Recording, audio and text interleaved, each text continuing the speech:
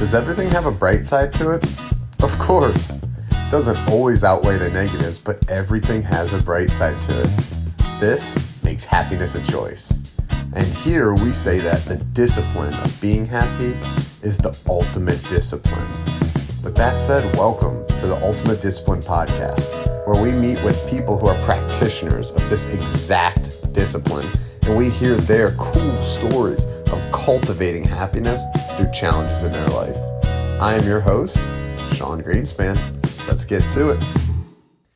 Jessica. Sean. Thank you so much for making time for doing this. Oh, it only took like 5 years. It's really taken 5 months, and I've been stoked about this. Me too. I really have been. I kind of pushed your team. I was like, I think they said, they're like, oh yeah, we could do it in June. I was like, what about March? You got any time slots in March? You just came back from your writing sabbatical. I did. Definitely going to dive into that. But I have to start out by just asking you, I think all you know about the show is the title, The Happiness Discipline. Yeah. What does that mean to you? The happiness discipline it's how you keep yourself accountable to your own joy and your own light. And I love it. I think it's kind of the only way we can be happy is if we have discipline around it, because we live in unfortunately a world that has programmed us to believe that our true nature isn't that. And it is, but we have to create space and cultivate it ourselves. Happiness comes from good night's sleep. Happiness comes from play. Happiness comes from dancing. Happiness comes from nourishing food. Happiness comes from spaciousness in my days. Like all of those things I just mentioned require structure to make possible. So I think that one of the things we have to be the most disciplined around is our happiness. Because what's the point of all of this if we're not having fun? You described it probably better than I could. I dig that, man. Let's get that one recorded. That'll be my new intro to this podcast. Feel free to have it. I'm in flow. So I came up with the name, and I ran it by a few people that are I think just like me, and a few people that I think very opposite of me. A lot of people that were thinking opposite of me said those two words don't belong in the same sentence. And they're entitled to their opinion, right? I've found that if I don't proactively try to be happy, it doesn't happen. I know. Psychology beats us all. Totally. And that's really why, that's kind of what I've tried to dedicate my life to learning, what my happiness discipline is, because our disciplines are going to be very different. Yeah. We're going to dive into yours here. Yeah. But, for some people, it might be your spiritual hygiene. For some people, it might be, swimming in frozen rivers, whatever it takes. But I think you described it well. And I love that you talked about play. Yeah. We talked about play with your nails in our last shoot in Nashville. Yeah. What does play mean to you? Because you're an author, you're a CEO, you're a podcast host. You don't have nothing to do in a day. True that. And I sense that you find play, both in the things you're doing, but also play just for the sake of play. Yeah. Can you elaborate on why that's so important to you? Absolutely. I mean, I think without play, I wouldn't survive. I've been through a pretty radical transformation on a spiritual, personal level the last year. I mean, I've always been on this journey, and I don't think it's ever done. And we take leaps and evolve all the time. But last year in 22, we're halfway through 23. 22 was probably one of the hardest years of my life. I reached burnout. I hit depression. Just everything I've built, I just crashed after sprinting up a mountain for 5.5 years nonstop. Yeah. And my body just gave out, and so did my mind, because your brain is an organ, just like your muscles and heart, your heart is. That said, play, I wasn't having any play in my life for that time. I was all work, no play. And I use play as a survival mechanism to thrive, right? And so I block out time on my calendar for play. I have stretches of hours during the work week, weekends. I've made lists of all the things that I consider play, and I plug them in, and they are just as holy as an executive meeting or a podcast recording. Yeah. And it just increases your vibration. I just wrote about this in my book. Like, we're all still these little inner children that grew up to become well-meaning adults, and we just completely forgot who we truly are, which is authentic and unapologetic and curious and silly and innocent. And I do anything that can bring back any of those qualities, whether that's an ecstatic dance party. I literally have colored pencils and a sketchbook from Blix, and I draw. I like to sit around and do nothing and be bored and like talk to myself and think thoughts. Like, that all to me is a version of play that has been incredibly healing, truly. And I don't think that I can ever go back to a vibration where there is no play in my life. Yeah. You feel the vibration. I sense that it's like a feeling inside of you. Yeah. Not like a thought, right? Yeah. It's in the gut. The happiness discipline. Yeah. Again, you're 2 for 2. This podcast starting out great. I've done this before. Well, you're 2 for 2 because the happiness discipline is what you were talking about. Like, to some people that might sound counterintuitive. Write out things that you like doing. I can't tell you like how many times like I've like, you get like a little feeling like, all right, I'm out of integrity with myself, right? Yeah. So I'm like, okay, like what do I like doing? And I realized like, like I spent like an afternoon doing like whatever, and like I like to hike. Yeah. Go hike, Sean. Like, you like to do what you like to do in life and like schedule it in. I also, again, I actually kind of treat it like a project management system where I like prioritize things, right? So for example, like, if I'm gonna work 8 hours, sleep 8 hours, and I want to go on like a hike, maybe there's not time in the day for like cooking an elaborate dinner. I love cooking. That to me is a lower priority than getting outside and getting exercise. So it's like something's got to give. It's going to be that, not what I'm considering the play. Right. And like, that might sound like a little intimidating, but to people to like schedule it that deeply, but like, it's more like just get the flow and then you can make the decisions like intuitively. Yeah, you know what I mean? It's definitely not like everything's cubed out. Right? No. I don't think it's the same for you too. 100%. It's like, I've been, I work with a lot of women, and I don't, women listen to your show or whatever, but I think women actually dudes only. We don't let women. Well, I'm kidding. Hopefully, welcome. Hi, dudes. If you're a woman, hopefully they come along. But I feel like there's this dance between the divine feminine values and the divine masculine, and then there's the toxic masculine, but there's also the toxic feminine, and I could do a whole diatribe around that. But the divine feminine is really, she's in her power, in her stillness, and in her surrender, and in her receptivity. And then there's the divine masculine, which is about exertion and assertion and going and leadership and forward thinking. And we need both polarities in men and women. Mm-hmm. We're talking about values of feminine and masculine, not gender identities.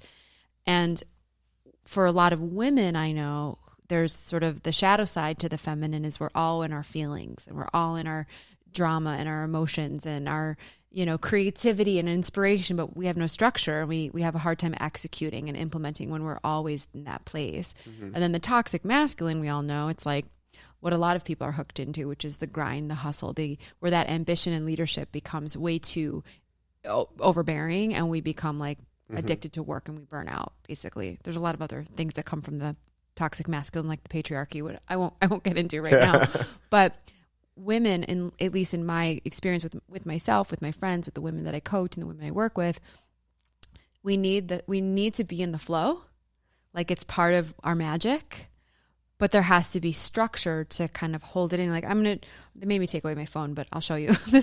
I just put this picture, and I know that your audience can't see this, but it's like this is structure. Yeah. But if you look out, we're looking at kind of like almost like a flower of life, like quantum image of alchemy, and yet it's art. It's beautiful. It's structured, and when I look at it, I see that it's in a circle. Exactly. Yeah. Which is the feminine, and the straight lines are the masculine, but the triangle is actually the most divine symbol in the universe. And anytime I think of structure, I think of this image, because it allows us to have this sort of contained quantum experience with our lives if we put discipline around it. Yeah. I really enjoy that. And it's funny. I think my brother's a musician. I think he's really dialed into like his feminine energy. Yeah. And it's funny because like when we hang out maybe at his house and it's like, you know, I'm there for a weekend just kind of doing my brother's thing, like things just kind of like roll into each other. We don't like accomplish a lot throughout the day. Like it's hard for us to like, you know, just to like get what we need to do done. But it's like, I see him like he doesn't ever look at a clock. I don't think he has looked at a clock in like months. But then like, you know, like we were planning like a little family retreat we actually had, which was so fun. And like he was like trying to like plan it. And at some point I was like, I'll take over. Like it's getting too hard. Right. But the inverse to both sides, you know, there's beauty to both sides, but the inverse to both sides just shows the importance of balance because I noticed like this is where like we start to get addicted to what we do, right? And like I started doing it and it's like you get a physiological addiction to like the chemistry that comes with what we do. And like I realized like I started getting addicted to the feeling of like feeling important, like having meetings, having emails to answer, like, you know, like, and it's like, how lame is that? I mean, it's not lame. Don't judge yourself, right? Yeah. But because I'm like listening to you say that, and I feel so seen. I think it's like part of the programming that we're all hooked into, that having control, having power, having influence, you know, is the aim. And it does get us hooked in a way. It's kind of the story of my career, and the dismantling of that has honestly been what I'm up against I'm in right now. But just the self-awareness around that, Sean, is just so beautiful. Like what you just said about how lame is that? Like I get that this is something I've bought into and it's not real. Yeah. Yeah. I get this, like, you know, everyone has what keeps them up at night. Yeah. And for me, it's just like, you know, like I don't ever want to be in the trap. You know what I mean? Just like feel like I'm trapped, like thinking about, you know, emails more than I'm thinking about like Emma, right? Yeah, like totally. Nah, it doesn't matter. Like no status, no financial gain, like nothing is like worth that human experience that we're all having. You mentioned a couple times like this transition that you went through. I know you're an open book. Do you mind sharing a little bit about what the experience was like? Maybe when you kind of had the realization, and when you're coming up against your edge, right? Had that realization like I'm burning out, and it's leading to, when I hear like depression, I think of like immobility. I think it's like, you know, it starts to get you to freeze. Yeah.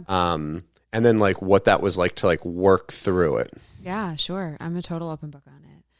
So I started Simply Be in 2017 and it just took off from the second I started it. Like tripled my revenue 1 year to the next. Like went from a 1-woman show to a 30-person full-time team in less than 5 years. That's crazy growth. Awesome. And I wrote a book in that exact same time period. The book came out in 21. The launch itself was like a 1-year process. I was saying yes to everything. I was on 100 podcasts, 30 TV spots, hundreds of IG lives, speaking engagements, book tour, events on airplanes every single week. Like it was, I say like, if you know those like huge circuits you see at a concert, like in the sound and lighting booth, like on all the lights, like imagine turning every single light like on the dashboard full blast, like all the levers. Yeah. That was my system, like the motherboard. Yeah. And it just went goosh in January of 22. And I see a therapist every week, or at least I was at the time, because I was struggling that year, all the things. But anyway, I just would get on these sessions with her and I just would cry. Like I couldn't, there was nothing I even had to say. I just would sit there and cry. And she was sort of observing me for like a good couple of weeks at the beginning of the year in January. And she was like, I'm diagnosing you with depression, you know, and she's a counselor. She's not a psychiatrist. Yeah. And so she recommended that I get a referral and explore medication. And I've never been on a benzo or an SSRI in my whole life, but I was so not okay. Like what that looked like was not only crying to my therapist, but crying all day, not being able to shower, not being motivated to do anything, not being able to leave my house. I had never reached that point in my life. And, you know, she diagnosed me with situational depression versus clinical depression because it was situational. I was physically burnt out, and that depletes your whole system, including your brain, right? And your brain is, when you're in a state of depression, I learned this, I'll get to my psychiatrist that I met, it's inflamed. And the neural plasticity between the left brain and the right brain stops connecting and talking to itself. So your depression, as far as I learned it through my doctor, is as much as it's a physical symptom. It's a physical experience, which equates to the suppression of your mental cognitive ability to see your life clearly. And so I got referred, by the grace of God, to a holistic psychiatrist. And I took one meeting with this guy. He's still my doctor. And he looked at me after 1 hour. I told him my whole life story, bawled my eyes out to him. And he's like, Jessica, you do not need drugs. What you need is to heal your sleep. You need to balance your hormones. And I'm going to recommend that you do a ketamine protocol. So instead of going down the rabbit hole of drugs, which, by the way, I want to say to the audience, because I'm very sensitive, and there's a big caveat here around my story I want to make. Prescription medication for mental health saves people's lives. It's just not the route that I took. And so if it's something, I just think we all need to be sovereign beings and find the right doctors, but ultimately really trust ourselves. Yeah. And the sleep, I wasn't sleeping for a year. So of course I felt like shit. My hormones were off from all the stress and the cortisol, right? So I got on progesterone to help me with my period and to reduce my PMS symptoms. And then this doctor recommended I do 6 ketamine IVs in the span of 2 weeks. And I am not exaggerating when I say that when I started session 1 on a level of 1 to 10, 10 being most depressed, 1 being like totally normal, I was at a 10. And 2 weeks later, by session 6, I measured it. I would write it down. I was at a 1. It healed my depression. What ketamine does, and I'm not a doctor, but I've talked to my doctor at length about this, is it reduces the inflammation in your brain. So your brain can start talking to itself again. And when we're looking at our life through the lens of depression, it's like we have glasses on, but they're all covered in dust and soot, and we can't see our lives. And what ketamine does is, like, after 6 sessions in a compound aggregate effect, starts to scratch off the dust. So session 1, you feel a little bit better. Session 2, you feel a little bit better. Session 3, you feel a lot better, but you're not fully there yet. By session 6, I was like, I got my brain back. Yeah. It was amazing.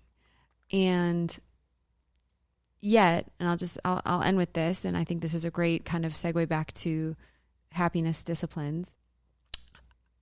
Ketamine healed my depression, 100%, but it did not heal my habits. Yeah. So I had to do that work. Yeah. It was like a jump starter. Yeah. Thank you for sharing. Yeah, of course. Appreciate that. Some things that, like, some reflections that, like, come up. I would say the biggest one is trusting your intuition. Yeah. It's funny. I started working with a life coach in January. Okay. And I'm fortunate. I wasn't dealing with depression or much anxiety. He was like, what made you want to kind of do this? And I said, really 2 things, but actually 1 thing. And this is like exactly how I told it to him. I said, my decision-making has slowed down. And that leads to other things, right? Like, I would get like a decision that, like, you know, like when I was like, you know, in high school, college, right out of college, like, fuck, I just made decisions, right? Like, right or wrong, sent it, we're doing it. And I was just like waffling over everything. And then with that, you know, starts to come with, you know, anxiety around like the different routes, like identity, like issues, like who am I? You know what I'm saying? Like, I do. And he said, you're not in touch with your gut, right? And he talked to me about, right, where this was the first time that I heard it, that we have, you know, so much neurology in our stomach. We don't have a prefrontal cortex that's creating language. Sure. So that your gut feeling isn't creating a sentence. Yes, do this with your business, but you just kind of get the vibration, right? The vibe to do it, the gut feeling to do it. And I think what I found is when I'm dealing with like a decision, whether it's to take, this ketamine treatment or, pills or explore something else. It's like, ask myself the question and just kind of like breathe for literally 10 seconds and just feel what's going on in my body, because I was going through a big business decision at the time. And I was like, dude, I just don't know what to do. He's like, yeah, you do, man. I was like, okay, what? And he goes, ask yourself it and breathe. And I was like, cool. So I did that. We were live on the call. And he goes, okay, now if you're going to do it, how does that feel in your body? And don't answer with words, Sean. Express it with your body.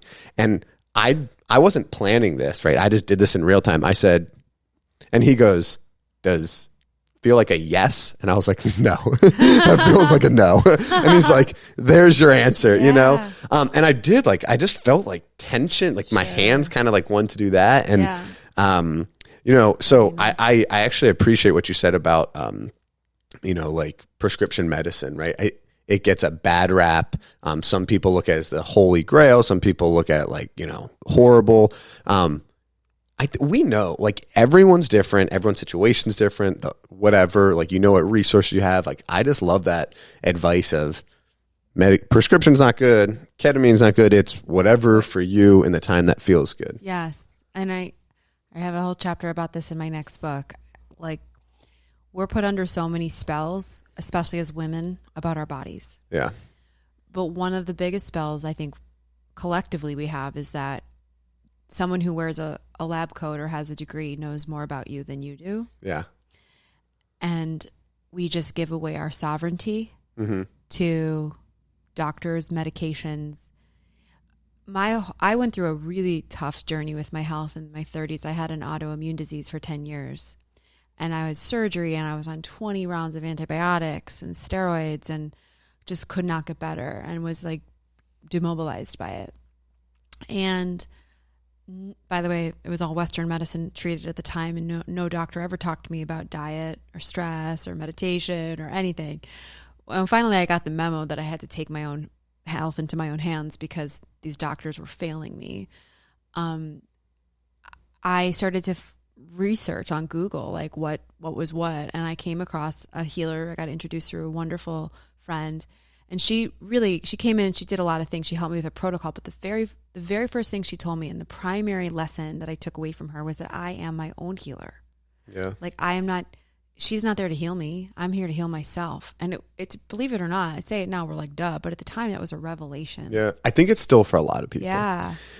And when you hear something that's like true, but you don't accept it, to me, that's what that is, because by saying, so now, like, this is kind of going down a rabbit hole of like manifestation, right? But like, we're responsible for where we've gotten in our life.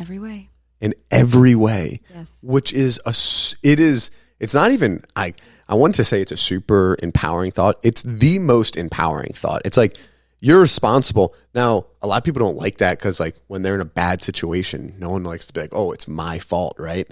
Jocko Willink is this Navy SEAL who wrote an amazing book called Extreme Ownership. Talked about how it changed his life, like in the material sense, but also in the mental, and like how he experiences life, taking responsibility for everything and knowing you're going to mess up sometimes, but you're in power to change it. Even my girlfriend just got her knee surgery, and she didn't love like the PT and like the doctor. I'm pretty connected in like the fitness space, and literally got the 3, I would say, top PTs in the country, like on the phone with her. And they gave her pretty similar things, but they didn't, for 15 minutes, they didn't like write out an exact protocol and whatever. And she's like, I just don't know what to do. I'm like, you got to take ownership here. Like, you know what to do. Like, it's your knee. Yes. Take the information and go to work. Yes. Totally. I love that. This is such a huge, huge point you're making. This idea of radical self-responsibility for every aspect of your life. Radical. It'll change your life. It's brutal. In fact, many years ago, before I started Simply Be, I was working a corporate job. So before this business, I was an entrepreneur. Before this, I took a boardwalk in corporate America for 2 years and hated it. My whole life sucked, and I was pissed at my husband, who was in scarcity, wouldn't let me quit. My boss was a narcissistic, greed, misogynistic egomaniac who didn't like me, and I was afraid of him. It was his fault.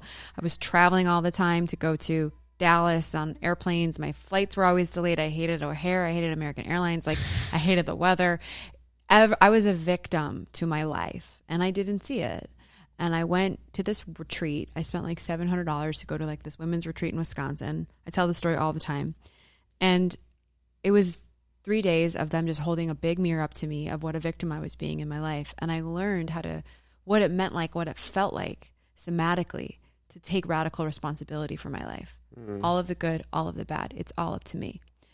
And from that point, I started Simply Be, and I've manifested all of this. But I want to say that just this morning, I was texting with my coach about a situation that I'm pissed about with, whatever. And she's like, you're not taking responsibility. You need to look at the victim consciousness here. So there's no destination, right? Yeah. Like I've come very far since that retreat, but we all go through, it's a symbiotic process of like manifestation consciousness to victim consciousness, to channel consciousness, right? Yeah.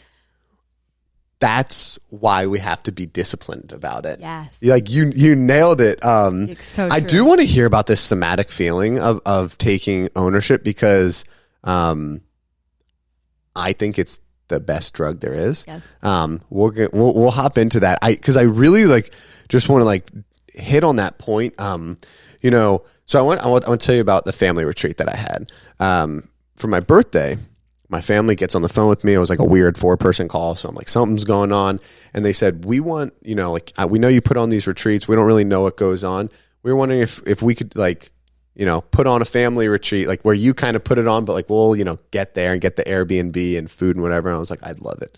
Right. So I had this last weekend. Really interesting experience. My parents have been divorced since I was 2 years old. So for us to be all in like under one roof is like pretty, powerful that they were willing to do that. And I said, guys, I want to hear about like what you guys want out of this weekend. I think everyone wants something different. And my dad opened up, which, for a dad figure, especially like in that setting, was like hard. And he was like, I just like was skating by as just like a happy, healthy guy for a while. And I got pretty far for pretty long. He's like, but I'm realizing that like you need, and he's like, I never thought this would make sense, but you need to be proactive about your happiness. And it's funny because to me, that's like what the happiness discipline is. I'm like, yeah. Man. And he goes, I thought this, because we had an interesting relationship, right? Like, I would say like I became financially responsible for myself fairly young. And I was fairly successful fairly young. And like, at a very young age, like bought my mom a house. And in the same year, I bought my mom, dad, and brother a car when they needed it. And like, it actually caused a little this with me and my dad, like who's the big dog. And I haven't said that a lot actually, but I felt that a lot. And he started in conversations with me saying, you don't get it, Sean. It's just natural for you. And I'm like, in my mind, I'm like, bro, I woke up at 4 a.m. every single day for the last 400 days. You think that's natural? Every day I don't want to get out of bed. And I don't say that to brag. I say that because like, I want people, like, you don't have to wake up at 4 a.m. But like for me, my mornings are like sacred. Once I start opening my phone, it's chaos. Like my laptop, it just becomes chaos. And like, like that, like it hit my heart so much because like him and now other people don't see that. And if there's people that they see that maybe they admire or they like aspects of, I think they take that like victim stance of just like, oh, it naturally happens for you. And it's like, even like I told you, I love like cold exposure, and I try to stay consistent with that every time before I turn on like the shower or get in an ice bath. Like, I'm like, actually, like this isn't that important. Like I'm hesitant, like I'm scared. Like, like we talked about decision making. Like I'm trying to get out of here and into my gut, out of my head and into my gut. And like, that's building a new habit. Every decision I have, I start to think and like, it's like, I started writing it on my hand, like breathe before you decide. Like, and I write it every day. Beautiful. And it's like, I think it's important for people to understand that like it does take that work, and like the work can be play and fun. Like, yeah, it can be. Yeah. It reminds me of this meme I love on Instagram. I think I've shared it a few times. It's like, she's so lucky, meaning She's spent hundreds of thousands of dollars on her own personal growth. She's been heartbroken and betrayed. She's been, she's sacrificed, 100-hour work weeks. She has been, heartbroken by a client. Like she has been rejected 100,000 times. Like it's like she's so lucky. Yeah, and that's what people see. And all of the discipline to rise every day, whether it's at 4 a.m. or not, and show up in your highest best if you despite it all. And I think that it's such an important conversation because we live in like a TikTok world, right? Where like we see snippets of people's lives in 15 seconds and you do a great job of helping people portray their authenticity in those moments, but it's still a highlight reel. And, I love the format of podcasts, honestly, so much because we're able to go deep and talk about these things and get really honest. And there's just all of this sort of glorification around success and money and manifestation and what it really looks like and what it takes. And no one's really ever fully telling the full truth of what's really happening behind closed doors. Yeah. And we shouldn't. Like that doesn't belong to anybody but us, and the people who know us the best. And as long as we're showing up in service and being an example versus being a know-it-all, or, I think we can teach from a place, but we have to be students first. Yeah. Well said. Thank you. Yeah. You kind of connected dots about, and I was thinking about earlier, we're talking about play. Something I really admire about you is like, like you seem to make your work feel like play. Yeah. Right. Even like when we get on calls, right? Like it's like we're like creating and like having fun. I find that like it's really easy for me to do that with like the physical challenges I need to every day. Yeah. I ran sprints on a track this morning and I was like, I set some random arbitrary goal and timed myself. And then I got the goal and I felt happy for like, just to like, keep the mojo going. But could you elaborate on that? Because like, to me, that's like you talked about play being like what keeps you going. And I think you've integrated it better than like I've seen a lot of people. And I think that's really a challenge. Yeah. Thank you. I mean, I think a couple things. One, I'm a Leo. I'm a double Leo. I'm an emotional generator. I'm an optimist. I'm high vibe. I believe I'm a 7 on the Enneagram. Like these are all like, she is a positive person kind of qualities and traits.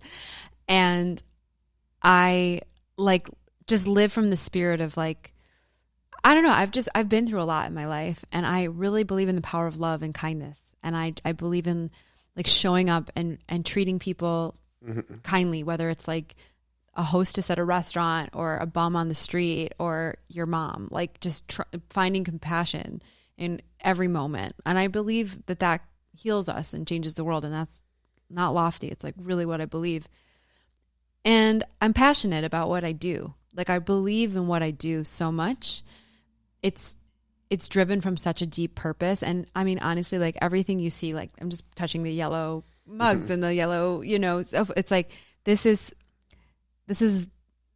what I want to reflect is like a feeling of sunshine and fun and positivity. And it's come from this deep desire to serve and to, like have a bigger impact and have a bigger footprint so that I can reach more people and grow a message of truth, which I think is missing. I think that I have a way of translating big spiritual 5D concepts to like the everyday person.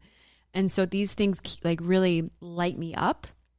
They motivate me, but they bring me joy. Like I'm doing my dharma. Does every day feel like a joyride? No. I mean, I run a business. It's challenging. It has problems I got to solve all the time, but I get to choose my day and I get to choose my mindset. And,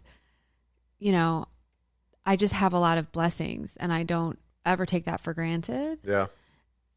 And I like people. I often say you never want to be the smartest person in the room. Like if you're the smartest person in the room, you're in the wrong room, or you got to get yourself into the next room. And I like collaboration. I went to Costa Rica for 3 weeks to write a book, and that's different. Like heads down writing a manuscript, you have to be with yourself. But when it comes to projects and creative content and ideas, like I'm better in a room with people. So we all are. Yeah, of course. So that's, why I think you experience what you experience working with me. Your team is so great too. Oh, thank you. And I just, but it's a discipline. Yeah. I don't watch the news. I don't like being around negative energy. Like I've got to protect myself from a lot of the bullshit in order to stay happy. Well, I'm glad you like what I've done with the place. No, but actually, 2 jokes here, because one is I have the idea of creating a social media page called People Who Watch the News. Okay, yeah. And just categorizing those people. I'm not judging, but I think I can make some funny content 100%. around that. It's like my dad. Yeah. Oh, God. Anyways, I couldn't agree more that like radiating joy and appreciation, and you didn't say this, but I'm going to throw gratitude in there because that feels like it. In like all the little moments, like literally like people, like my brother told me yesterday, right? He played a big venue and then like went down into the bar and was like hanging out with everyone. And like when he was like walking out the back door, right? He's like, I had an amp in one hand, like a guitar over the shoulder, everything. And I held the door for someone. He's like, this person just walked by, not even eye contact, let alone not even a thank you. And he's like, what the fuck? And I was like, Jeffrey, don't let it, get to you. But like, how many of us are just like drifting through life without like gratitude and appreciation? Like being grateful and joyful, like it just increases the vibration of yourself. Like it's a very selfish thing actually, but also like other people, right? It's like, it just, we're lifting the whole world up.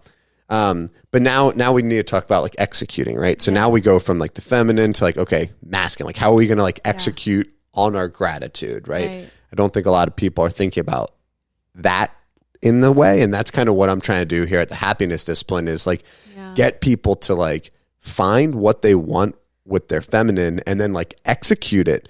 And for me, it's as little as like, 3 times a day, I pull out my journal. My journal is right in this bag. It's with me all the time.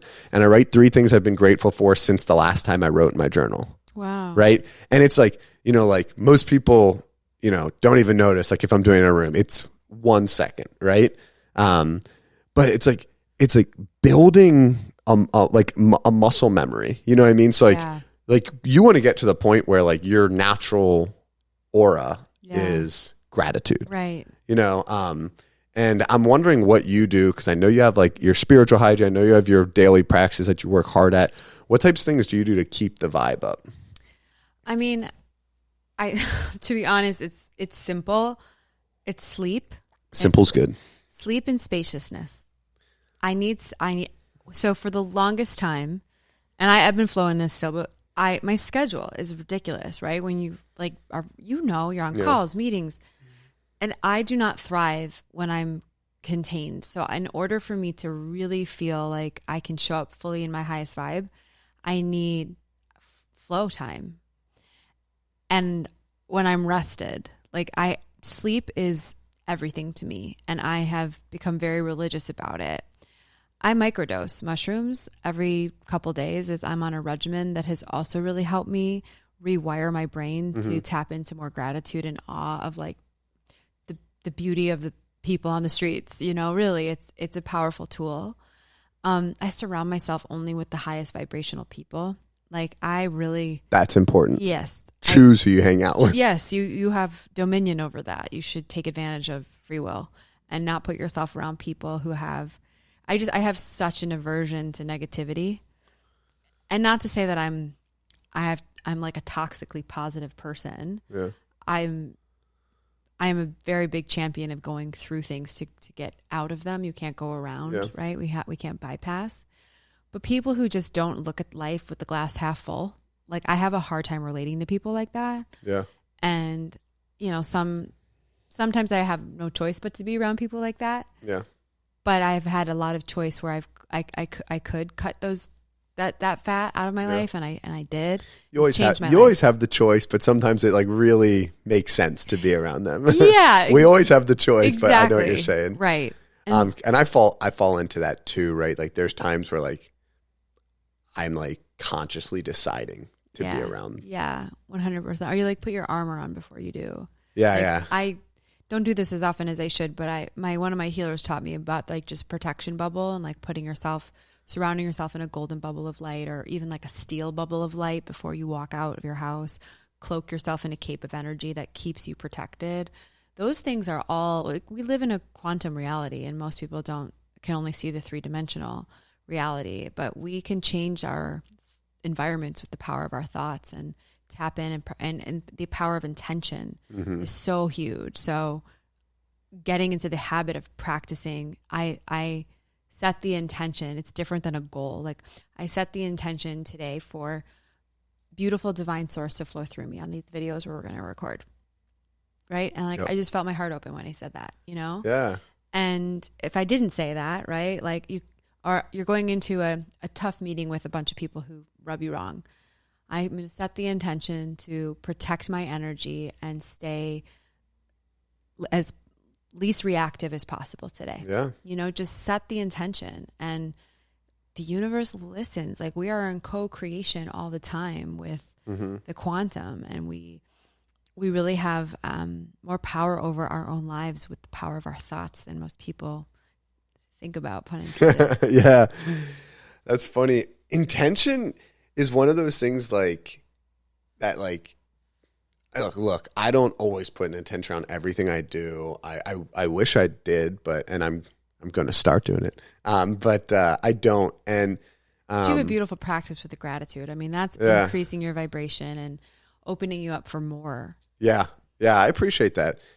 I think how so many people live like without intention. Like, and to me, that's like drifting. It's like setting off a boat with no direction or no captain. Right. And just like, let's see where this goes, you know? Yeah. And I think that's like a little, I don't know, times too valuable, you know, for that. And there's something to be said there for like going into something with an intention. And I don't know if this is just my experience. I'm curious to hear, because I actually called one of my friends and I said, hey, I got a podcast coming up with this woman, Jessica. And they said, cool. You know, what are you guys going to like talk about? Because he knew like that I was trying to like get some input. And I was like, honestly, what I like about this is I think we are interested in similar things and like come at it from such different angles. You know what I mean? Yeah. I think like, you know, you're very feminine, like you're always hanging out with the girls, like your book is like for women. Like I would say I'm very like masculine, like, you know, just think of, I hate to typecast myself, think about like I was a jock in high school, you know what I mean? Yeah. And I love that like we're able to connect on this. And where I want to get to is some of the experience I have is like, especially like as I started diving into this, like taking the moment to like say like, okay, I'm going to like set an intention for this, just felt like my ego got in the way. It felt like, dude, like you don't need to do that. Like that's corny, like, you know, whatever. Like, do you kind of get that like feeling too? Sometimes I think, you know, less about like my ego, but more my like, do I believe my own bullshit? Yeah. You know, like, is this really real? But I think it is. Like, if there's anything I've learned in my spiritual journey, we are not on our own here as the human species is concerned. Like, there is other dimensions available to us here, other beings available to us here. There is, you know, power in telepathy, how we use our, like, it's like, think about it. When you have like a dream about someone random and then you run into them on the street the next day. Yeah. Like that's we're constantly playing in this sort of quantum reality. And when you become aware of it, it changes your life. It becomes super exciting. You feel more magical. Yeah. And so I choose to believe in those things. And I don't think that it's bullshit. Like most of the time I'm pretty unshockable with what people believe. I like think everything has validity. If you believe it, who's to say it isn't real? And I believe what I believe, and who's to say it isn't real? Yeah. You know, so I find people who are at least willing and open-minded enough to have the exploration are the kind of people I like to be around. 100% on the open-mindedness. Like, I think for someone to be certain of almost anything, just look at history. Like, you know, we thought like Newton's physics were right, and someone named Einstein came around. Like, you know, I think for anyone to just be like, you know, I'm right. Like, I have 100% of the context points, and those context points are valid, and it creates like the whole puzzle. It's just like, come on, like, you know, like, it's like, it almost seems like we're like being rash, like, you know, jumping to things. Open-mindedness is critical. Definitely. Before we wrap up, I want to ask about Costa Rica. So many levels. Like, I'm an aspiring author, right? And I've had that dream where I'm like, I'm just going to like fucking throw my laptop and phone in a lake, go to Montana for like 3 weeks and just write a book, right? Like, cause it's in here and just needs to come out. But I also think there's such a beauty in the way that like you set up an environment. Like, there was no way you were leaving without your work getting done. You know what I mean? And, you know, you integrated play. Costa Rica is not the worst spot to be, but like you set up an environment to succeed. You know what I'm saying? I'd love to just kind of hear about your journey. We actually haven't, you know, connected on that even. Yeah. It was one of the biggest trips of my life. You know, I got a book deal for the second book in February. Congrats. Thank you. And I had a June 1 deadline, which is crazy short because I requested for a sooner pub date, and my publisher was like wonderful and said, no problem. You just need to write this book in 3.5 months. And I wrote my first book in about double the time. Yeah. So I had disciplined myself in February, March, and April to write on the weekends and set aside writing block times. But I knew in order for me to finish it, I needed to take a sabbatical and leave for however many weeks I could. So 3 weeks was what I gave myself. I had already written 7 out of the 12 chapters. So I knew I had time to finish it because I time myself. I can finish about 1 chapter in 2 sittings. So I sit for about 5 hours at a time. I can't write for much longer than that. And so it's about 10 hours a chapter, but sometimes a little less, sometimes a little more, depending on the chapter. And I got, you know, Costa Rica is my spot. I've been there many times, but I chose to go to a different place this time. And I literally didn't know anyone. In my other hood in Costa Rica, I have a community. I hang out with people. I have friends. We go to dinner. We go to the beach. I selected to go somewhere new because this is such a different book. And I didn't really want to be in that kind of party energy that Nosara is. And it really brought up a lot for me because I was really alone. Like, I had so much solitude. I was never with anyone for like weeks at a time. I became like very friendly with my hotel staff because they were the only people that like I saw every day. Hey, I've lived, you know, like with my lifestyle, I've lived in the middle of nowhere. Where I'm like, you know, I see like someone at the grocery store, I'm like, hey, how are you? Yeah, like it's the best feeling. You're like, you just want to talk to people. Yeah. Remember me? Yeah, totally. And I will say that it was creatively confronting because this is such a different. My first book is this book about my business, right? Like, I run an agency called Simply Be about personal branding. So I wrote a book called Be that infuses our methodology in personal branding into the book. Like, it's a go-to guide from the agency and a little bit of my story. This book is my story. This book is my lessons. This book is my wisdom that I've gleaned from my own pain and learnings and, you know, trauma and ups and downs. And so it's just a very different book that feels extremely vulnerable. 3 people have read it. I've gotten amazing feedback, but those are 3 people that know me and like love me and root for me. My editor is with it right now. I haven't heard. I sent it a week ago today. That's normal. I'm not supposed to hear for a few weeks. But I just feel so exposed writing this book. So in the process of writing it in Costa Rica, especially because I was alone and unsettled and like for at least the beginning of the trip, it took me a minute to ground. And then I actually did Cambo. I did a plant medicine called Cambo in the middle of the trip, and everything lifted after that. And I felt really amazing. And I had finished the first 5 chapters in the first like week and a half. And I stopped and I like took some time off from the book and played and got into the ocean and went to the waterfalls and the, you know, ecstatic dance parties and all the things. And then I like went back to it. And I was like, I'm going to own it. It's fucking amazing. Like, it's a really good book. And I thought it was shit.